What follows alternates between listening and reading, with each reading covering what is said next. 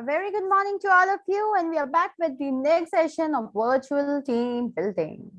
Now, just one question coming in my mind: why there was a need for virtual team? Like, what happened all of a sudden from past many years? We haven't been talking about virtual team management, virtual team building. We haven't been talking about that. Then what suddenly happened that we are now talking about the virtual team management? How to create a virtual team, how to work with virtual team, what are the different types of virtual team, how to make your virtual team successful. Why are we talking about all those things all of a sudden? Why? What is the reason why we have not been talking or working on virtual teams from many years? The organization was established many years back. The internet facility, the desktop, laptops, all these things also came into existence many years back. Let's not just go to many years back, but let's just talk about 5 years back. Maybe like we can talk about somewhere around 2015 when everything was advanced. The technology was advanced. We were having internet facility. We were having the laptop, desktops. Many big organizations were surviving. Many big organizations were working internationally. Teams were there in India, maybe outside India, had in their head office. But then why now? Why the team? Why the need of making virtual team work was felt now? Why?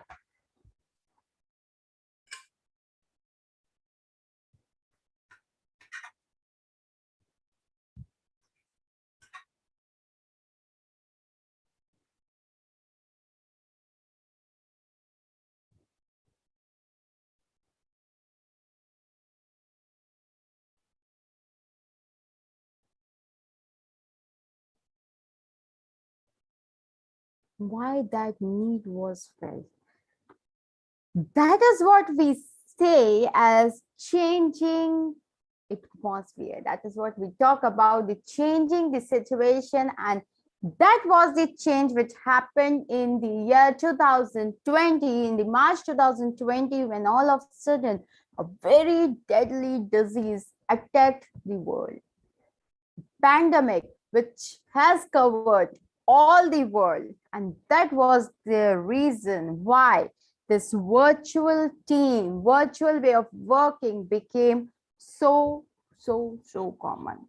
Now, just think when it was very difficult to manage the teams physically, now at that point of time, you as a leader has been asked to manage the virtual team. How we are going to deal with those situations, how we are going to make the virtual team work. And that gave rise to the importance of virtual team building and management. It's not just about building the team, but it is also about making your team work effectively, delivering 100% result. But yes, to the surprise of many people who believe that virtual way of working is never going to work, for them, it came out to be a surprise that it has increased the productivity in last 1.5 years. The people have become really more productive. And when the survey was conducted, the maximum people told that they are devoting more time to the work because they are saving their traveling time. Let's just take the example of the city like Bangalore, where the people have to travel for almost 2 to 3 hours every day. Minimum 2 to 3 hours is their travel time every day. That 2 to 3 hours, the tiredness, all those things are saved. The time which is saved over there, they're utilizing the same time in the organization, delivering more output, more productivity for the organization. Again, the flexible way of working has brought them close to the family. They're not worried about the family. The family is right in front of them. They're available to them whenever it is required. So they are mentally stress-free. That is again one of the reasons why people have given their best, why the productivity have increased.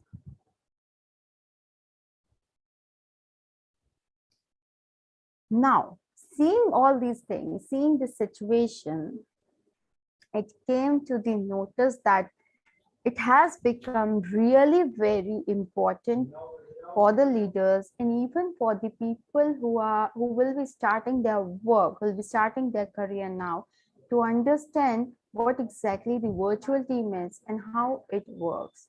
The very big challenge in virtual team working is a people has to be a person, an employee has to be available all the time. This is the challenge which most of the team and team leaders are facing, that whenever they are trying to contact the people are not available to respond. It's a challenge, it's the problem which they are facing, but yes, together we will figure out something to overcome this challenge also. So now in the last session of virtual team building, we were talking about the ways how to make your virtual team work. In that, we have discussed about 6 different ways. That first was define work system. It is very important to define the clear work system. See, you're not working in physical office. People are not sitting in front of you. They are sitting at different geographical location. So you need to define the work system. You need to define some ways that this is the work system which we are going to follow, a common ground, a base rule regulation for all the team members, some standards or some standards for the repeated work. Let's say for the repetitive meeting, deciding the time that this time every day it's going to be the repetitive meeting. So you need to define a clear work system because every individual had their own way of going about their task. So if you set the standards, it can shorten the time needed to achieve the desired result. Second important thing, second challenge which we face in virtual team working is the communication tool. You need to establish the right communication tool because communication is something which is affected badly. We all are dependent on the technology. If we talk about communication, we all are dependent upon the technology for communicating. Let's say video call. Right now we are communicating, the meeting is in progress, and all of a sudden there is a power failure at my end. Now, at that point of time, how you are going to ensure that all the team members have got the communication? You cannot see again and again being a speaker, being the leader, that who quit, who left in between. In the beginning, you can definitely check who all were present, whether the team members have joined. But for you, if you see all the team members have joined, and if someone leaves in between just because of the network problem, network failure, in that situation, what you are going to do? So you need to establish multiple communication tool, like when we have the Zoom meeting, when we will have the Zoom call, still we will have some other tool, something else we will use where we are going to update everything, whatever we discuss in the meeting. So in case due to power failure, due to network fluctuation, if anything has been skipped, the other person can just go to that place and can check. Next point which we discuss, what schedule regular meetings. The meeting should be regular. It should be regular, not very frequent. It should be once every day with your team member, but it should not be 2-3 times in a day. If it's required, you can definitely go for more meeting, but at least one meeting should be scheduled on regular basis, at least with your team members, because that is going to put the team at ease, and that is going to reduce the stress of the team also. And if there is any resources required, any help required, that also can be discussed. And even the things like how much project work is done, what is the update, all those things can also be discussed during that meeting. Have a clear and a detailed deliverable. Now, when you're conducting the meeting, when you're calling for the meeting, make sure you have the clear and detailed deliverable. You are telling them properly and clearly that what is the way to go about in managing the team, how you are going to work, how you are going to manage the team. There shouldn't be any micromanaging that you need to make sure. Micromanagement is not at all acceptable. You cannot go for micromanaging the things even when the teams are working virtually. It's always better to provide them the clear and detailed deliverable about the task with the example, how it is to be done, the outline of the task, what are the results we are expecting. When you will deliver everything clearly, they will have more clarity about their job roles, responsibility, and there will be no scope of any potential misunderstanding. Next point says, make sure work hour overlaps. When people are working virtually, when people are working from different geographical location, so make sure that some working hours you're deciding where all the people, all the team members are working during that specific working hours. This problem is usually faced when people are working from different countries. The time gap, the time lapse is again a concern due to which there are hardly chances when people from the same team are working at the same time. So in that situation, you need to decide a time where all the people, all the team members are going to work at a specific time. So these 5 points we have already discussed in the last session. It was just a quick briefing about what we did in last session. Now, today we will be starting with the 6th point that says, create a professional work environment. No matter where you are sitting, you cannot forget the fact that still you are working. You are a professional. Even if you are sitting at the comfort of your home, and even if you are working from there, still the title of being a professional is still in your hand. So professional attire and a distraction-free work environment are part of any corporate culture. So when you make sure, there are few etiquettes which you need to keep in mind when you are attending the meeting or when you are conducting the meeting. The few things, like when we are working from home, we do understand that you have family around you, you have kids around you who are not going to school right now. But still you need to make sure that that distraction, the loud noises, the noise of the family members, kids, television, radio, that is not creating a distraction. You need to sit as a distraction-free place where you are having a professional attire. You know, at times we have to attend some really urgent client-based meeting, and all of a sudden there may be a requirement for you to turn on your camera. So make sure whenever you are attending the meeting, whenever you are starting the meeting, no matter it requires to turn on the camera or not, you need to sit in a professional attire at a place where there is no or negligible distraction. The working environment should be quiet. Many times what happens, people are speaking and in between there is continuous some noises coming. That is not acceptable, and that is not a professional environment in which you are working.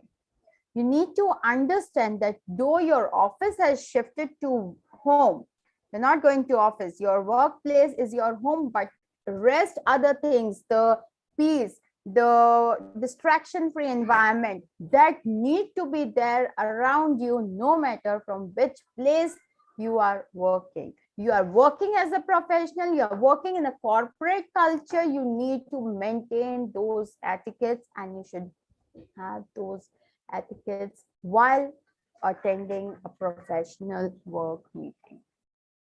You have to look professional, you have to behave professionally, even if you are talking virtually, if you are meeting virtually. Setting professional standards contribute to being effective and puts people in the right mindset. You know, as soon as you get that attire, as soon as you create the atmosphere of professionalism around you. It is going to contribute to being effective. You will see the effectiveness in your work. You will see the effectiveness in your way of doing the work, and it puts people in the right mindset. It is going to put the people in the right mindset. So setting professional standards contributes to being efficient and put people in the right mindset. Create a code of conduct to be followed by all team members. You have to create a code of conduct that is followed by all team members. Let's say every Friday or every Monday or every Wednesday, we will be having a video call with all the people. Now it is going to be a video call. When I'm specifying the term video call, that means your video need to be turned on during that call. You have to sit on a professional working environment, and you have to look professional when you are attending that video call. And these code of conducts are very important when the teams are working virtually. You need to make them understand that the virtual team doesn't mean that you can work in any way you want to work. Even if you're working virtually, if you continue working from your home, still you need to follow some code of conduct, like professional attire, distraction-free work environment, focused, your professional standard, your ethics, your working culture. All those things need to be same, because still you are a part of the corporate culture. Only the workplace have changed. Rest, everything are still the same. And you need to make sure, you need to understand about all those things. Next point says, choose video call over chatting or email. Now here, it is very important for you to choose video call over chatting or email. Every time it is not good to go for chatting and email. You know, in chatting, the way we write, the way we send the emails may not make our message clear to the other person. So it's always better that for some important messages, you go with the video calls or you go with the calls or the video calls. Like with Skype and email being available at everyone's fingertip, it is tempting to chat and send a quick mail whenever there is something to discuss. Now, when you have these options of video call, so don't always prefer going with the chatting or emailing. You know, chatting and email unnecessary stretch the message. You know, it consumes lot of time also. So here it becomes really very important.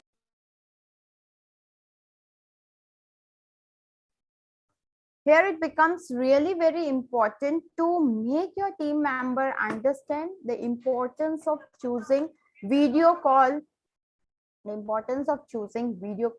chatting and email. Just think, when you are chatting for the same thing, there comes to be lot of different questions. The feedback is not proper. The reason being, we are unable to communicate the right message to them. We are unable to explain them that what exactly we are trying to say. But when this thing will happen over calls, you know, instantly you can explain. If they have the doubt, they can clarify that thing. Words will help them to understand that thing.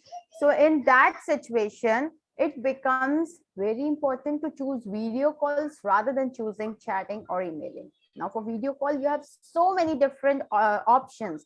There are so many different platforms like Jitsi, you have Google Meet, you have OBS, you have Zoom meetings. So there are so many different platforms which you can choose for the video call. Use those platforms.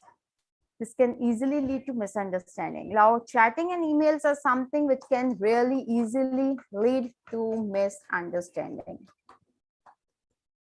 This with virtual team, video calls or at least regular calls are more than a way to avoid misunderstanding. That's what I said, that when the person is working in front, when the person is talking to you, there are less chances of any misunderstanding to happen. With virtual video, with a virtual call, one more benefit is like when if you keep your videos on, if you keep your video on, you will know the facial expression, you can know the body language, and you can also understand whether they are listening to you or not. That is again one of the benefits. But this benefit is only there when videos are on.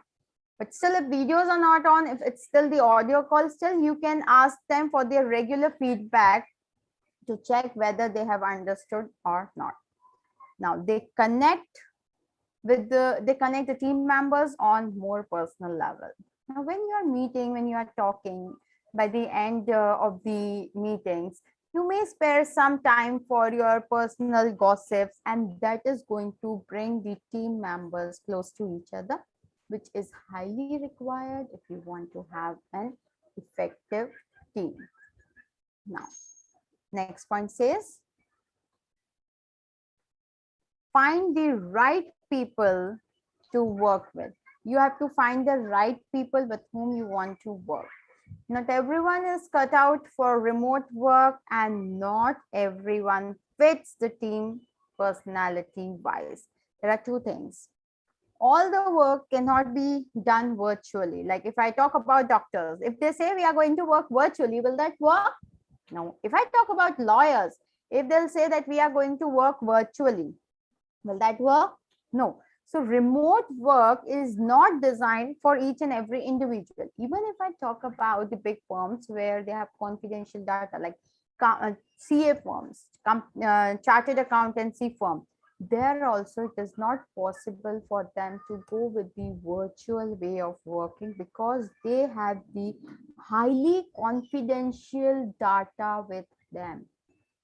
Any data, if is leak from their end, that is going to create lot of problem for them as well as for their client. So not every work, every field can opt for remote working. You have to understand, you have to find out the areas, find out the work which is suitable for the remote work. And even not everyone fits the team personality wise. If you have created a team, you need to check the personality of the person before letting him into your team, because there might be some people who are not good with working virtually, or who may not fit your team personality wise. So while selecting the people, you need to make sure that whether the team can work virtually, and whether that personality, the person which I am hiring for my team, is best suited, is going to fit my team or not. Determine whether someone is the right fit, and determine whether you are sure about that person or not. You have to check both the things. First, you have to check whether the person is the right fit or not, whether the person can work virtually or not. Now there can be a lot of barriers which may stop an individual, which may affect the individual to be an effective team worker in the virtual environment. So you have to check whether the person is a right fit, and determine whether you are sure about that person or not. That also you have to check, that are you sure about that person, that that person can work virtually with your team or not. Next point says, if you are not, it is usually best to move on to the next candidate. Let's say the hiring is going on, and you know that another 6 months team is going to work virtually. In that situation, if you are hiring a candidate, make sure whether that candidate is right fit for the job to work virtually or not. If you think that the candidate is not the right fit, then leave that candidate and move to the next candidate. Because if you go with any wrong candidate hired for your team has to pay the cost. Ultimately, for the purpose for which you are hiring the candidate, that is not going to get solved. Next point says double checking all reference is a must to make sure you know as much as possible what you are getting yourself into. Double check anything. If required, go with another round of interview. If required, test the skills of that candidate again. But until and unless you are not sure about that candidate, until and unless you are not sure whether the person is right choice or not, don't hire that person. Next point says establish a meritocratic system. A meritocratic or the process of rewarding and recognizing people based on their skills stimulates people to work hard and better. Merit means it is the process of rewarding and recognizing. See what I told you. One thing has changed, that people are not sitting at their offices, right? They are working virtually. That is the only thing which has changed. Rest, everything is still the same. People are motivated when they are recognized and rewarded. Even if they are working virtually, they want these rewards, they want the recognition based on the skills stimulated, based on the work they have done, based on the hard work, the efficiency they have shown during their work. So it says that establishing a meritocratic system just means that a process of rewarding and recognizing the people based on their skills stimulated people to work hard. When you will recognize them, when you will reward them, it is going to make them more productive, it is going to motivate them, and it is going to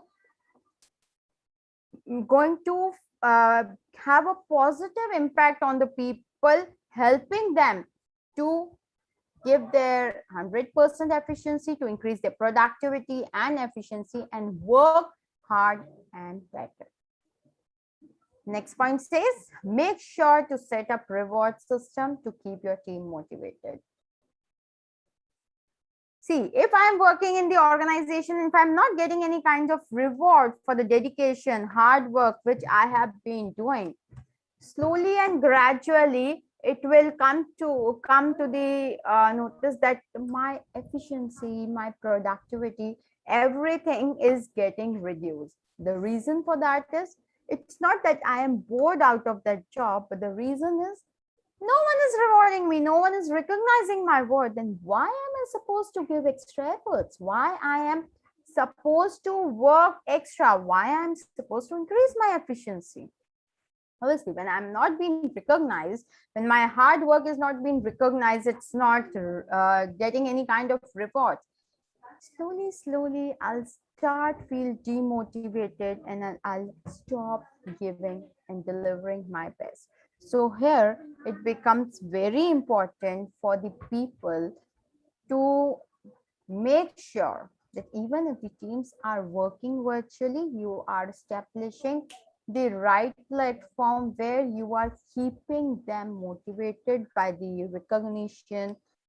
recognition, rewards which you are giving to your team members. Pinpoint the team members that can take on more responsibility.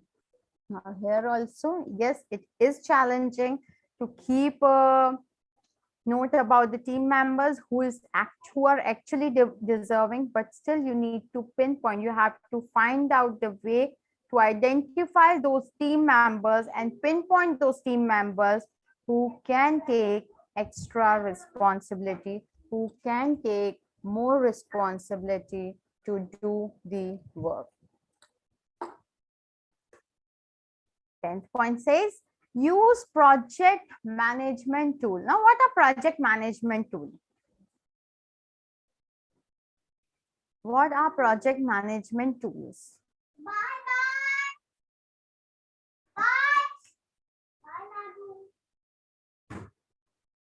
project management tools are the tools which you can use, where you can update the task regularly, where you can check the progress, where people can update, can track the deadline, can check what new task is being assigned to them, what is the work for that specific week, or what is the work for that month, what are the specific deadlines they have been given.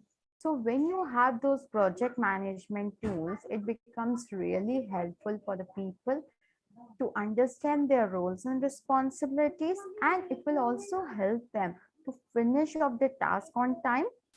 And from managers point of view, from team leaders point of view, it will help them to understand and to know what is the work progress. Because see, virtual, when teams are working virtually, they cannot go for meetings, they cannot go for continuous meetings. Maybe once they can have the meeting in a week, in a every day, once a day they can have the meeting, but in that time they have lot of things to be discussed, right? So they cannot just focus on discussing about the roles and responsibility which they have already told. So here what they can do is they can go for any project management tool. They can update the task, that this task has been discussed and this is been allocated to the specific person. When there will be clarity of task and the responsibility, even if the work is interrelated, interdependent, it's dependent on the other person's task, the person can just go and check who is responsible for the task. He can directly approach to that person rather than approaching the leader, asking him, then approaching that person. It is going to save your time. And leader can just track that how much progress, because regularly he'll ask the team members to update there what is the update, what is the status of the project, of the task which has been given to them. So regularly they can check from there that how much the person has achieved and what is left. So project management tools can be ideal to keep track of deadline. Yes, it is going to keep the track of the deadline of the project, that yes, this is the deadline, by this date the person is supposed to finish off the entire task. Second says they also set alerts and reminders for deadlines and give you a quick daily, weekly, or monthly overview of what needs to be done by whom and when. So here, when you are creating the task list, you are telling them the weekly, daily, or the monthly overview of the task, that what is to be done, who is going to do, and when it is to be done. So basically three questions you are getting, three answers you are getting: what, when, and by whom. So when you will get all these three answers, even leader will have the clarity that who is doing what, members will have the clarity that who is responsible for performing which task, and both of them will have the same deadlines. Leader will have the deadline and same deadline he would have given. So when you are communicating, the people might forget the deadline. There might be any kind of confusion related to the deadline. But when it comes to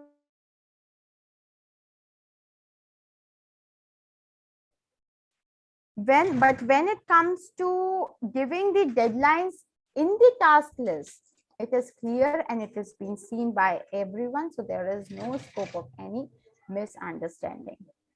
Things like Google Docs can still be great addition, and the same is valid for time tracking applications also. So you can go for the best thing. You need not to go for any fancy tools for doing all those things. Just go with that project management tool which is user friendly, because see, everyone is not technology friendly.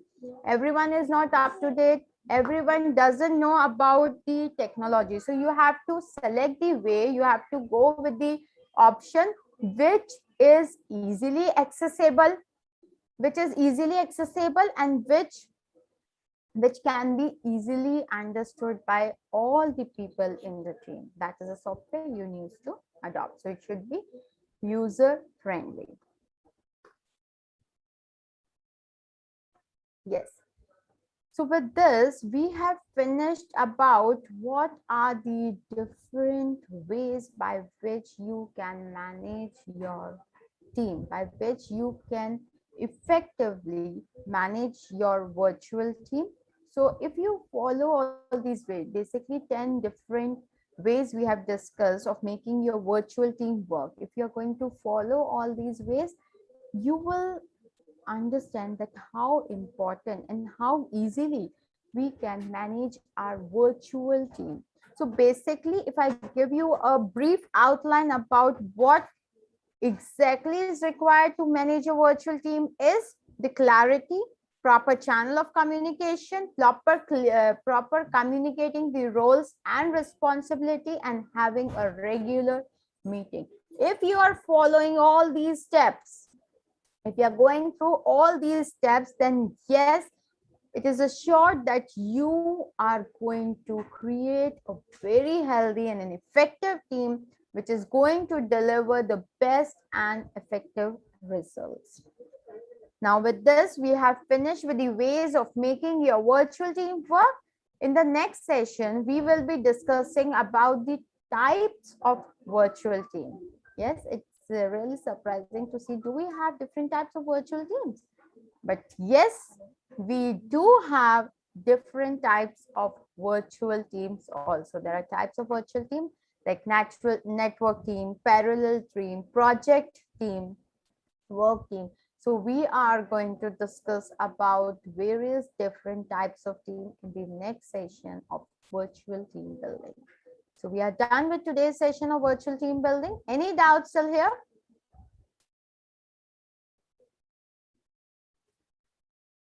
Okay, if there are no doubts, so we are good to end the session. We'll see you at 4 o'clock with the next session lined up for the day. There are two more sessions lined up for the day. That is at 4, we will, yeah, at 4, we are going to have anger management. And then at 4:50, we'll be starting with the next session. That is motivation.